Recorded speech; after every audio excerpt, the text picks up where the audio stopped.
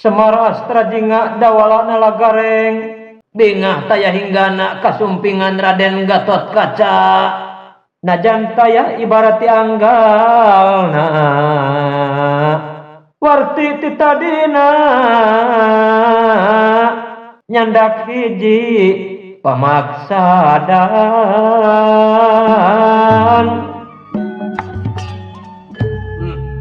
anu bakal didugikeun ka ieu Semar Saparakan unirangan di kakawadaling lisan mekaten pengandikanepun cing atuh dawala euy kadieukeun kue kakaren sanggakeun kanggo Juragan Anom pangbagi kanu janten tamu agung. Muhun sok kadinya Kang suguhan Juragan Anom. Kue anu mana maksud aka teh? Kue eta anu kamari di keleran jeung di bakian. Apa ere eta mah ku aka diheka ku sorangan? Cikeneh tadi. Eta. Eta tuh bolu brownies jeung roti sandwich anu gurih nikmat teh. Anu hargana mahal teh. Pantes segera dipaparinkeun ka pangaresa Juragan Anom. Anu seungit melenghir enak bergiji. Eta anu merekna mewah tur mentereng. Eta anu berkualitas luar biasa. Gitu. Apa eta mah karek niat dibeulina oge. Karek tekad. Karek kahayang jeung cita-cita. Baik cepot. Dawala oge ku Semar Badranaya. Les kula Raden. Teu kudu riweuh lah. Teu kudu. Cukup sakieu oge. Ayeuna mah urang langsung bae kana pamaksudan anu utama. Pangna kaula datang ka dieu. Nuhun agan. Tina malumna anu mana jisim abdi kalipun anak alah batan sakieu nampi kasumpingan salira. Gening tebih tina margening utami anggang kana nyugemakeun nu. Atuh mangga diantos pangunjuk dawuh anu dibantun ku salira. Sumuhun Sun, abdi ge ngantos kana warta anu dicandak ku agan. What's going on? What happened and what's wrong? Ada apakah gerangan dengan ini semua? Laras kulan sabadana pribadi kaula anyang sono kalaran ceun sakabeh. Netelakeun yen datang ka dieu teh kaula mangrupakeun susulur. Utama tisang Nalendra Uwa Prabu Darmakusuma ya Prabu Yudhistira pupucuk pamimpin Amartapura. Atuh umumna para sepuh ya Rama Pandawa.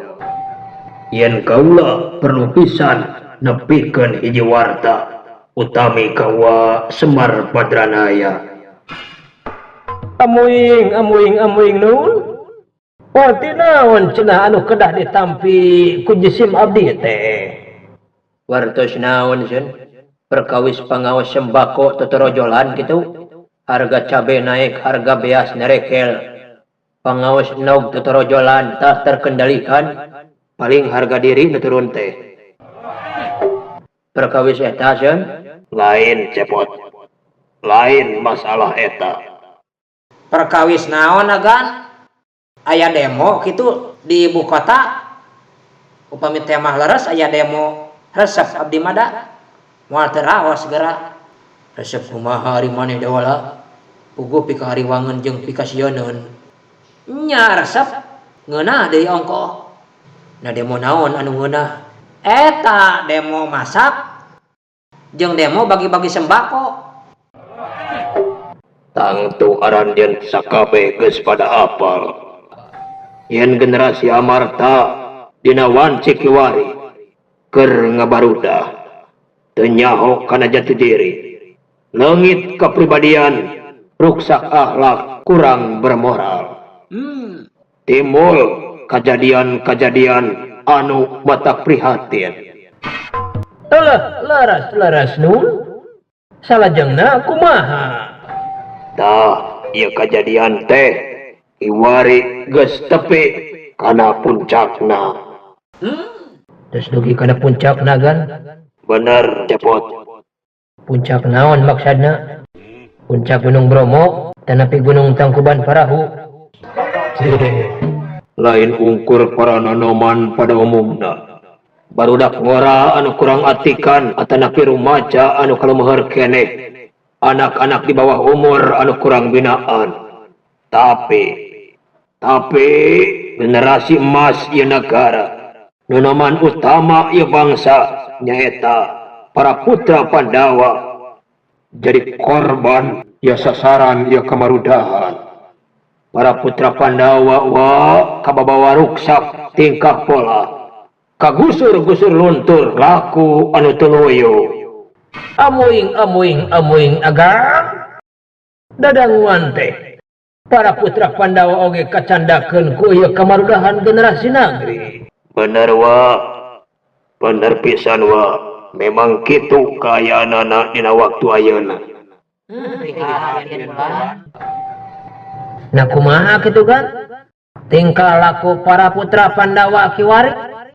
Ayeuna teh Kakang Mas Jakatawan, Kakang Antareja, Pancawala oge Rai Mas Abimanyu jadi culculan kana tugas lan kawajibanana salaku pejabat, salaku abdi negeri, putra Pangagung Amartapura. Saban poe teu malire kana gawe, saban minggu tengah gugu kana pawuruk guru. Kantor kosong, lapangan pagawean lenglang, tina dinas jeung urusan-urusanana. Ngan kitu we ngadon ngagugulung kareseplan kepentingan pribadina hungkul. Teu sadar yen eta kebiasaan buruk teh ngabalukar bangkar kana saban-saban dasar kahirupan bernegara. Alahnya. Oh my god. Subhanallah. Kutan teh kitu eta teh agan. Kitu nyeta dawala. Ieu masalah teh ngajadikeun beuki cogreg harengheng di Amarta wan Cikiwari. Mangsa ayeuna pisan. Bolah kulon kacau, bolah girang ngaloba hariwang, dihilir watir, di mana-mana diring riwaan, malapataka. Balukar tina muncakna, ruksak akhlak, leungit pribadi anu sajatina, anu terpuji. Lain wae budak anu atabarantah, tapi pilar utama pangharapan. Kena ku penyakit, kena ieu pasualan pelik anu matap ngaprihatinkeun. Penyakit ruksak akhlak beralna moral. Laras kulan Aden mata prihatin. Aduh, kebayangkeun da wala euy. Naon ari aka jeung kalakasari? Sidik ieu teh kondisi keur prihatin. Ari prihatinna mah memang prihatin dewek ge. Ngan eta ngadangu para putra Pandawa cenah kababawa sakaba-kaba. Balukar tina fenomena jeung problematika pergaulan zaman now anu kabablasan. Anu salah sahiji faktor penyebabna media sosial berseliweran, gampang teuing ditampa tanpa filter anu efektif. Nah kumaha kitu? Apaan para putra Pandawa teh perwira lan satria bangsa anu sakuduna nyontohan keteladanan ke masyarakat. Ari ieu ger-gera Raden Antarja ngadon tiktokan. Jakatawan sibuk Facebookan, Abimanyu asik main game, Pancawala weh karaokean ajujingan. Aduh dekah, lain cuman hanya ungkur prihatin atuh ari kitu mah. Nah naon kasebutna ari lain ungkur prihatin? Tapi ieu mah sangat kacida begitu banget prihatin pisanan, very much. Borong ku dewek. Ke agan. Dupi para juragan Rama Pandawa kumaha nun nanggapna panginten teu ngan cileureun ngantep nya maksad teh masihan wejangan atanapi paringetan. Nya tangtos pisan wa. Rama Arya paman Adipati, paman Nakula Kalisadewa, Malahan Uap Prabu nyalira langsung ngawajang oge masihan paringatan. Tapi nya kitu, tuan tunemal di payunan mah para putra Pandawa teh memang katinggalna sumuhun dawu sapertos anu turut tumut. Tapi disapengkereun mah lain deui. Sanes deui kumaha Nun? Maranehna mopohokeun balik deui kana watak anu awon. Anu bener-bener beda ti sesari layakna putra pangagung Amartapura Pandawa. Malahan pernah aya hiji kajantenan Rama Arya sareng Paman Adipati murka ka Kakang Mas Antareja Jakatawan lan Rai Abimanyu lantaran kaprago pisan henteu ngajalankeun tugas negara seperti biasana. Nu ngajadikeun urusan-urusan negeri samurawut awet-awetan. Maranehna diundang sabab kabur. Tuluy tapi kabeunang.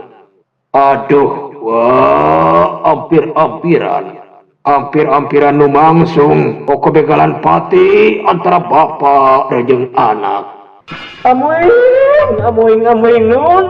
Manawi teh teu dugi kakeun ka kitu ieu kaharenghengan teh. Geus kritis geningnya gejolak teh. Lamun koma di ruang ICU rumah sakit teh mah ieu mah geus stadium salosin setengah. Teras kumaha salajengna? Untung bae ti samemehna kaula parantos beres laporan eta kajantenan ka kersana Uap Batara Kresna saking Dwarwati pancen ti Uap Prabu Yudhistira. Ya anjeunna anu hasil maperamarah Kanjeng Rama Arya kalih Paman Adipati teras we diajak sawala pikeun kumaha carana ngemutan atanapi nyadarkeun kahilapan lan kakaliruan para putra Pandawa tanpa kedah ngagunakeun cara anu heuras. Yang Nya kumaha Kang? lain juragan anu nyaritakeun para putra Pandawa keur ngamarudah akhlak ruksak sikap jadi temantes pribadi anu sajati leungit. Mohon kan kitu cenah. Ari manehna sorangan nyaritakeun ieu masalah ka bapa dewek. Nya kumaha kitu Kang? Apan anjeunna teh sarua putra Pandawa keneh ti Raden Arya Bima. Oh, haras. Berarti mun kitu mah manehna mah teu kapangaruhan naon nya. Teu kabawa ku sakaba-kaba matak nyarios pikeun nuntaskeun ieu masalah oge. Tangtos henteu anjeunna mah henteu. Dari ku kitu teh mah juragan anu mah lain ungkur kuat awak, gagah raga, hebat silat. Tapi pribadina oge mentalna, jiwana memang kuat pisan gitu. Kukuh pengkuh moal kapangaruhan kudu teu pararubuh. Moal ilang akal sehat ku anu can bukti bener. Da orangna disiplin atuh juragan anu mah. Disiplin anjeunna mah. Memangnya Kang juragan anu gatot kaca mah disiplin pisan. Tapi da kita ari soal disiplin mah dewek gitu eleheun ku juragan anom. Wah nya. Teu eleheun dewek oge. Soal disiplin mah.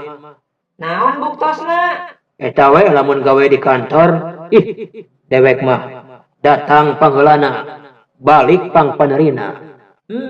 Gitu Kang. Malahan dina hiji waktu tah jam 12 gorang batur mah geus marulang, geus reureuh di garawe. Dewek mah jam hiji teh masih kene di kantor. Nah, masih kena di kantor ari aka. Disiplin gawe. Lain disiplin gawe neneangan kantong teu kapanggih nya ta. Poho deui neuneun. Di jam 12 tepi ka jam 2:30 kata tangko teteng neneangan kantong boleh teu kapanggih. Pusing da dewek harita. Di mana cerita tadi teneuna? Ngan ras ingat paingan cerita teu kapanggih. Sing horeng eta kantong teh memang teu dibawa ti imahna oge. Teu dibawa da teh tadina oge. Salian teu dibawa teh can dibeli diongkos ti takona oge. Gitu. Salian ti can dibeli ti takona teh acan dikirim deui ti pabrikna oge. Salian ti acan dikirim ti pabrikna teh acan dijieun di ongkoh. Salian ti acan dijieun teh eueuh bahana di keur nyieun ge. Salian ti eueuh bahana keur nyieun teh eueuh rencana nyieun kantong di ongkoh pabrikna ge.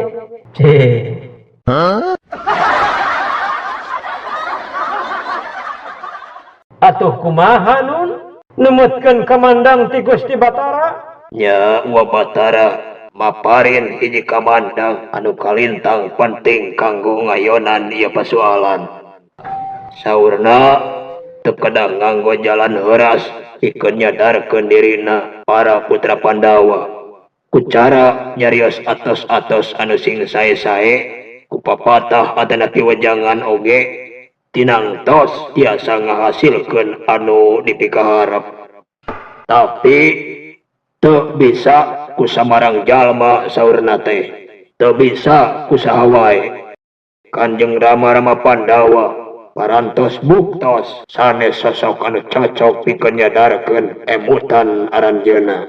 Malah Wa Batara nyalira teu wantun ngajamin bakal hasil tiasa nyadarkeun kakaliruan para putra Pandawa anu nuju nyimpang parilakuna. Berarti pemikitu mah atuh kedah aya sosok jalmi sanes salian ti para pangagung atanapi ahli wejang anu tos kawentar nun. Iya, memang bener pisan Wa. Bener, eta jalma anu dipercanten tiasa ginuluran ngawejang putra Pandawa teh lain ti pihak pangagung, lain oge ahli kejiwaan, lain saurang psikolog, lain oge psikiater. Tapi anjeunna cenah hiji jalma sederhana dina pengawakan, tiga sangsara dina bobogaan, saurang kolot anu katempo loyo, ngan elmuna luhung, pangarti tinggi, pangabisa teu kakira, kasipuh ku pangawaruh, kapatri ku pangarti anu henteu nyerikeun. Kitu numutkeun eta Wa Batara Kresna.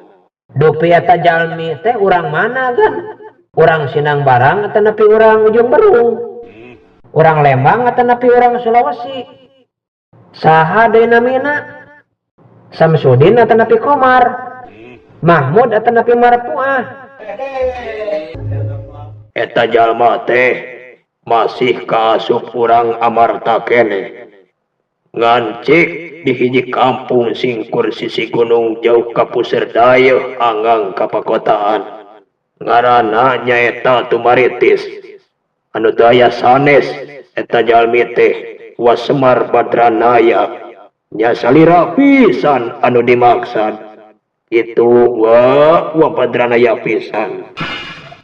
Walah, Bapak, Masya Allah. Geuning Bapak anu kapercanten tiasa nyadarkeun putra Pandawa teh. Sok atuh kadinya Pak. Proyek gede juga nama yeuh. Tampi enggal tampi. Lamun Bapak hasil lumayan pan keur meuli kuota jeung ganti casing. Nya Pak, langsung we tampi kadinya. Ameh komisina moal kasaha? Moal teu jadi miliarder urang Bapak kenging ieu tender mah. Lumayan pan duit ratusan juta.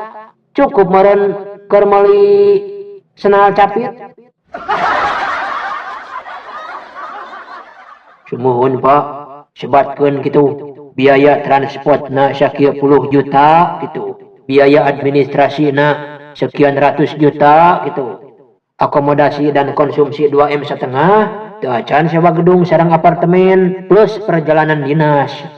Aya-ayakeun we pokona mah Pak, sok lah ame urang tereh jadi konglomerat. Ah, nah kemana karap sia? Ngan materi wae nu ditilang-tilang teh. Ngerakeun teuing. Nah, sok kamana wae pikiran negatif teh. Ulah kitu ira lain. Kumaha Wa kinten-kintena mangga diantos waleran kasanggemanana. Aduh aya anak agan.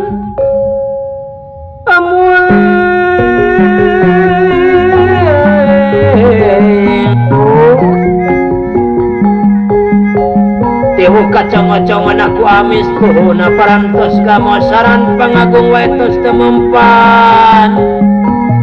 Atuh kantenan ti jisim abdi anu alah batan sakieu kayaanana. panginten lepat Gusti Batara merhetangkeunana maniasa putuwararantun pribadosna tiasa naon atuh pikeun ngaluruskeun kakaliruan anu tumibah ka para putra Pandawa. Bari sok sanaos kitu memang moal bade incah palilahan cicing cileureun ningal lemah cai anu aya dina kasungkawaan di tengah-tengah karuwatan dina waktos ayeuna nanging larasapan telepat jisim abdi nu kapato pikeun ngawaluya.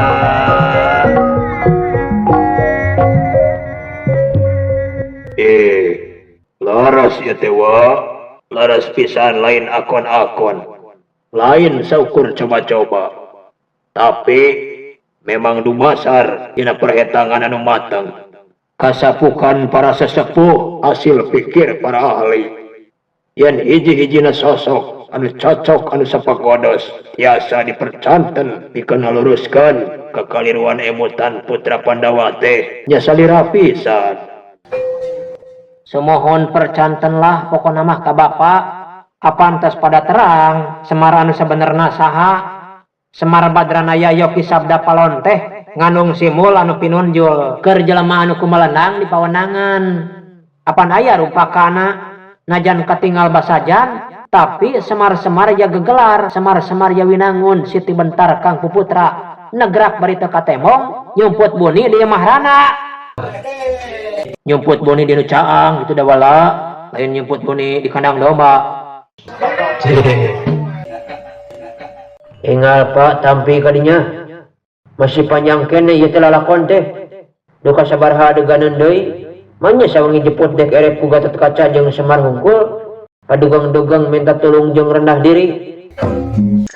Nuhun laras Kang. Cobi wa kaula percanten salira moal mungkin inca balilahan tidak kewajiban salaku warga negara pikeun ngiring icikipung nuntaskeun ieu pasoalan. Kual sakitu sadayana miharep kasanggemanana. Nya atuh pami kitu mah unjuk sumangga nun. Unjuk sumangga teu kaabotan. Pami teh mah jisim abdi kapeto pikeun ngiring icikibung jabung tumalapung. Ngayonan ieu perkawis nya teu aya wagelanana. Bujang hingga kapundut marganing tanagi miwah emutan larapati kasanggakeun pikeun lemah cai anu dipikasi. Mungsa teh kahade ulah ageng teuing harepan. Ulah kalalangkungan margi teu ngajamin pribados tangtos hasil. Dan nangtoskeun hasil mah angin Gusti anu maha nangtoskeun. Ieu mah nya urang nyobi we usaha saaya-aya sakamampuhan. Iya, memang laras pisan kitu. Saeuneun laksa ketika bingahan buka sayogian salira. Kual sakitu. Ayo, urang siapkeun segala rupina. Saya agan unjuk sumangga.